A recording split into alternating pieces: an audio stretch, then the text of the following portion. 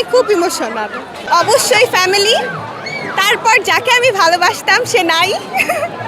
কেউ ধোকা দিলে সেটাকে আরেকজনের কেন ছ্যাঁকা হিসেবে নিতে হবে? উনি জি জি ফ্যামিলি শো, ওনার বিয়েও হয়ে গেছে। ভালোবাসা না দেখলেও হয়, ভালোবাসা মন থেকে হয়, একটা বিশ্বাস, সব সময় ভালোবাসা যায় চিরজীবন। অবাকই ছিলাম, আশেপাশে সবাই অবাক হয়, বাট কিছু করে নাই, যদি আল্লাহ তাআলা ভাগ্যে না রাখে। এখন ভাগ্য